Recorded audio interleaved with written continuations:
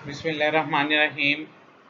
बच्चों, chapter number 2 को start करते हैं। इससे पहले हमने जो कैलकुलस की बेसिक बुनियाद थी यानी लिमिट्स एंड कंटिन्यूटी, हमने उसको डिस्कस किया और डिटेल में देखा कि फंक्शंस की लिमिट्स कैसे फाइंड आउट की जाती हैं और उसी को बेस बनाते हुए अब हम डिफरेंशिएशन को डिस्कस करेंगे। तो सबसे पहले दो बेसिक डेफिनेशंस हैं। पहली डेफिनेशन है एवरेज रेट ऑफ चेंज।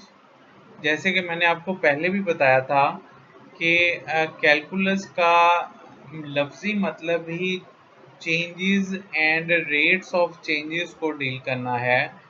तो किसी भी एक वेरिएबल के रिस्पेक्ट दूसरे वेरिएबल में जो चेंज आती है और वो जो इंस्टेंटेनियस चेंज होती है उसको हम डेरिवेटिव का नाम देते हैं। तो स्टेट ये करता है, देखिए, कहता है let f be a real valued function then difference quotient का मतलब है कि फंक्शन की वैल्यूज़ का डिफरेंस डिवाइडेड बाई जो डोमेन वैल्यूज़ है उसका difference fx1 minus fx over x1 minus x, इसको हम एवरेज रेट ऑफ चेंज का नाम देते हैं। तो इसको जस्ट आपने डेफिनेशन की हद तक रखना है। असल डेफिनेशन जो है डेरिवेटिव की यहाँ से शुरू होती है। इंस्टेंटेनियस का मतलब है किसी भी लम्हे जो छोटी से छोटी change average rate of change है वो उसको डिफाइन किया है। कहता ये है instantaneous rate of change of one variable with respect to other variable is called derivative, और if लिमिट आपको दी गई है कि अगर ये लिमिट एग्जिस्ट कर जाए, देखें ये हमारे अगले 4-5 एक्सरसाइजेज में यही लिमिट घूमती रहेगी। तो किसी भी फंक्शन के लिए अगर ये वाली लिमिट एग्जिस्ट कर जाए तो उसको हम कहते हैं कि ये डेरिवेटिव है। Then it is called the derivative and it is denoted by dy by dx। So किसी भी फंक्शन के लिए बच्चों, किसी भी फंक्शन के लिए ये वाली लिमिट जो है ये उसका डेरिवेटिव कहलाती है। ठीक है, ये है डेरिवेटिव बाय डेफिनेशन। ठीक है, डेरिवेटिव बाय फॉर्मूला क्या होगा उसको हम अगली एक्सरसाइज में डिस्कस करेंगे। ये है डेरिवेटिव बाय डेफिनेशन।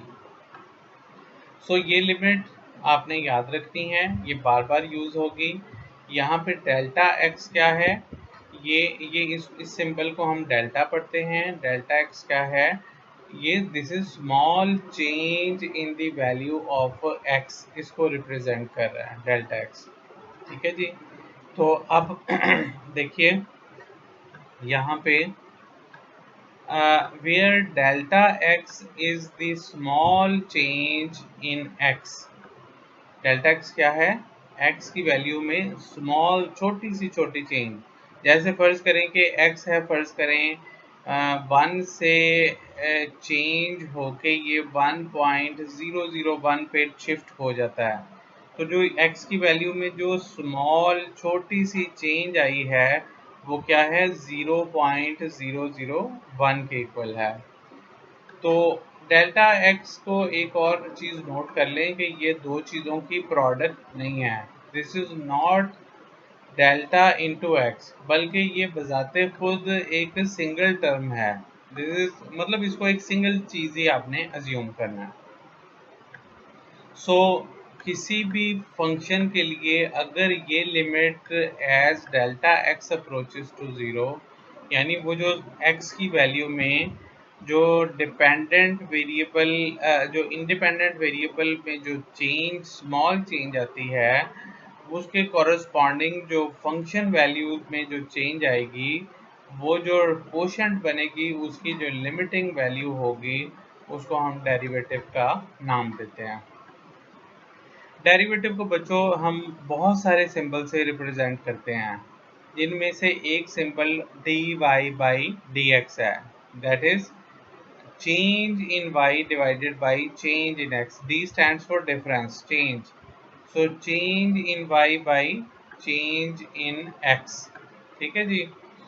तो मज़ीद कुछ सिंबल्स हैं जो डेरिवेटिव्स के लिए हम यूज़ करते हैं, जो कि क्या कहते हैं मुख्तलिफ मैथमेटिक्स। बेसिकली डेरिवेटिव्स जो है ये 16वीं सदी ईस्वी में मुख्तलिफ मैथमेटिशियंस ने दुनिया के मुख्तलिफ हिस्सों में इंडिपेंडेंटली इस पर काम किया और रिसर्च की।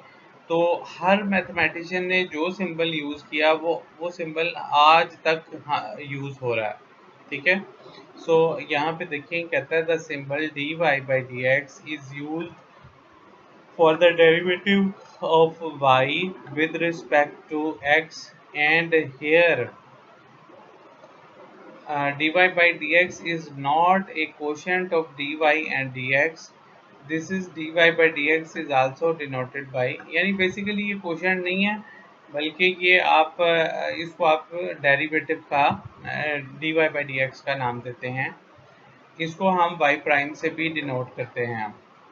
So now we write in table notations for derivatives of y is equal to fx used by different mathematicians.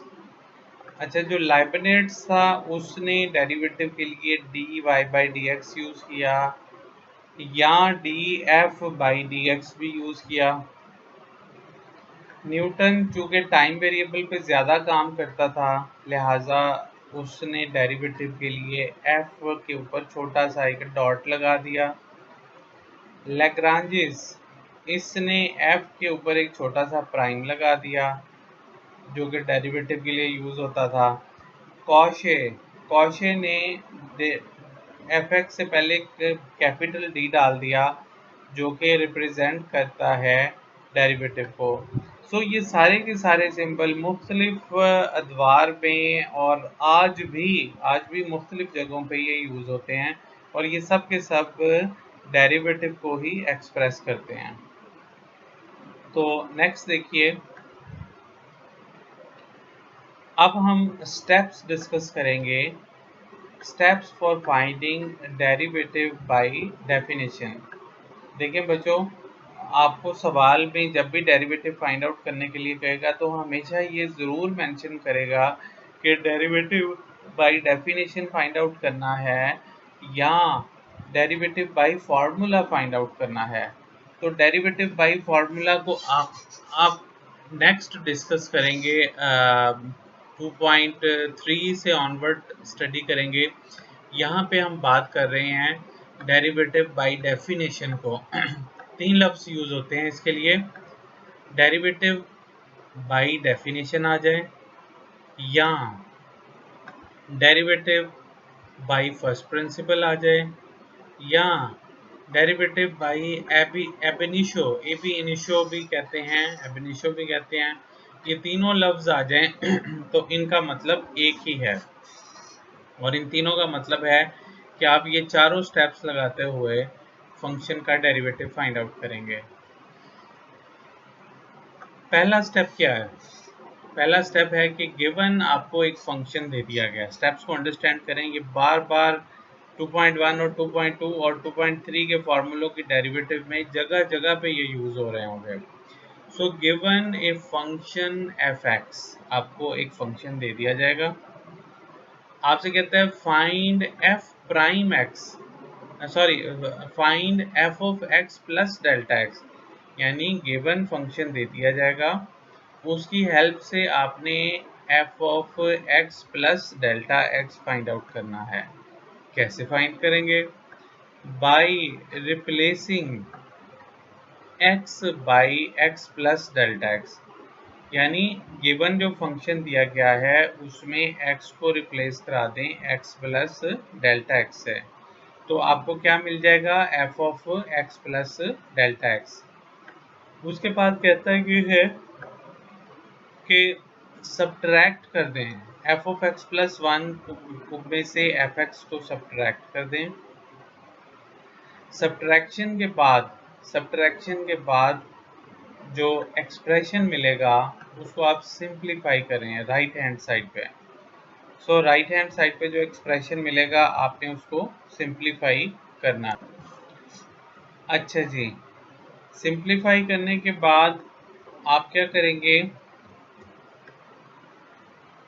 Third step ये है कि आप divide both sides by delta x, यानी जो एक्सप्रेशन आपको दिया जाएगा उसको आपने क्या करना है, दोनों तरफ डेल्टा एक्स से डिवाइड कर देना है।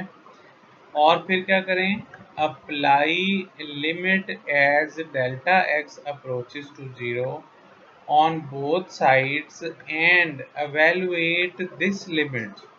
फिर क्या करें चौथे स्टेप में कि आप लिमिट लगा दें as delta x approaches to 0, ठीक है, ऑन राइट हैंड साइड पे एवेलुएट करें उस लिमिट को। लिमिट कैसे एवेलुएट करनी है इसको आपने डिटेल में चैप्टर नंबर 1 के अंदर स्टडी करके आए हैं।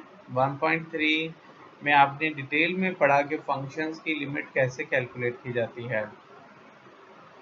उसके बाद कहते हैं right F prime x in place of limit F x plus delta, मतलब इस एक्सप्रेशन में जो लेफ्ट हैंड साइड पे आपके पास बन गया था, आपने इस एक्सप्रेशन की जगह पे आपने एफ प्राइम एक्स लिख देना है, ठीक है जी। सो ऐसा करने से आपके जो चारों स्टेप्स हैं वो कंप्लीट हो जाएंगे और आपको फंक्शन का डेरिवेटिव मिल जाएगा। फिर रिपीट करते हैं, क्या है, फंक्शन में x को x प्लस डेल्टा एक्स से रिप्लेस करें तो f x plus delta x मिल जाएगा। फिर सब्ट्रैक्शन कर दें, f x plus delta x minus f x कर दें, ठीक है, और राइट हैंड साइड को सिंप्लीफाई करें। उसके बाद दोनों तरफ डेल्टा एक्स से डिवाइड करें, इस स्टेप में डेल्टा एक्स से डिवाइड किया है। फिर चौथा स्टेप था कि लिमिट अप्लाई कर दें ऑन बोथ साइड्स, दोनों तरफ लिमिट लगा दें और लिमिट लगाने के बाद राइट हैंड साइड की लिमिट को एवेलुएट करें। एवेलुएट करने के बाद आप क्या करें, जो एफ प्राइम एक्स आई है, जो जो ये वाला एक्सप्रेशन लेफ्ट हैंड साइड पे बना है उसकी जगह पे एफ प्राइम एक्स लिखते हैं। सो ये मेथड था कि ये चारों स्टेप अप्लाई करते हुए हम फंक्शंस के डेरिवेटिव फाइंड आउट किया करेंगे। जैसे कि एग्जांपल नंबर 1 है आपके सामने, स्टेट करता है find the derivative of the following functions by definition. Definition bye, देखिए ना, बाय डेफिनेशन आ गया है, इसका मतलब यही है कि अब हम इस पे चारों स्टेप्स लगाएंगे। सो दो पार्ट हैं इसके, पहला पार्ट लेके स्टार्ट करते हैं जिसमें एफ एक्स एक कांस्टेंट फंक्शन है। For f x is some constant function. अगर एफ एक्स कांस्टेंट फंक्शन है तो स्टेप 1 क्या था कि x की जगह पे x प्लस डेल्टा एक्स लिखते हैं, लिख दिया। इधर तो x है ही नहीं, अगर होता तो फिर हम उसकी जगह x प्लस डेल्टा एक्स लिखते हैं। अब यहाँ नहीं है तो c है, c स्टैंड फॉर कांस्टेंट, तो ये कांस्टेंट ही रहेगा। फिर क्या करें कि जी इस वैल्यू में से इस वैल्यू को सब्ट्रैक्ट कर दें, यानी F x plus delta x minus f x कर दें, f x plus delta x minus f x कर दें। इस साइड पे क्या हो जाएगा, c माइनस सी, यानी लेफ्ट हैंड साइड लेफ्ट से सब्ट्रैक्ट होगी, राइट साइड राइट से सब्ट्रैक्ट होगी। सब्ट्रैक्शन के बाद राइट हैंड साइड पे क्या आ गया, 0, ये देखें 0 आ गया। अगला स्टेप यही था ना कि हमने इसको सिंप्लीफाई करना था। सो ये 0 आ गया। 0 आने के बाद देखिए दोनों तरफ आप डेल्टा एक्स से डिवाइड कर दें, divide on both sides by, step 3 यही था ना कि आपने क्या करना है, दोनों तरफ डेल्टा एक्स से डिवाइड कर देना है। तो हमने ये देखें डेल्टा एक्स से डिवाइड कर दिया, इधर भी और इधर भी। तो अब 0 को जब डेल्टा एक्स से डिवाइड किया तो आंसर इसका क्या आ गया, 0, ठीक है जी, 0 आ गया। चौथा स्टेप क्या था कि आपने लिमिट लगा देने थे, तो इस पे लिमिट अप्लाई कर दें as delta x approaches to 0। Limit apply की, लेफ्ट साइड पे भी और राइट साइड पे भी। राइट साइड पे 0 आ रहा है तो 0 आ रहा है तो इसका मतलब है कि 0 पे तो लिमिट लगाएंगे तो डेल्टा एक्स होता तो वो 0 होता ना। तो अब 0 है तो 0 पे लिमिट लगेगी नहीं, वो 0 का आंसर 0 ही रहेगा। जबकि हमने पढ़ा था कि जो आखिरी स्टेप है उसमें इस एक्सप्रेशन की जगह पे आप एफ प्राइम एक्स लिख दें। ये हमने एफ प्राइम एक्स लिख दिया है तो एफ प्राइम एक्स 0 आ गया।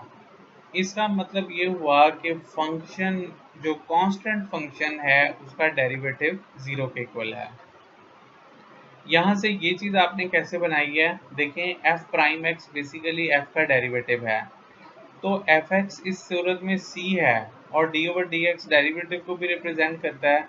सो ये d over d x of constant is equal to 0, ये इस आंसर को लिखने का एक स्टाइल है। ठीक है जी। सो इसको आप इस स्टाइल से भी लिख सकते हैं।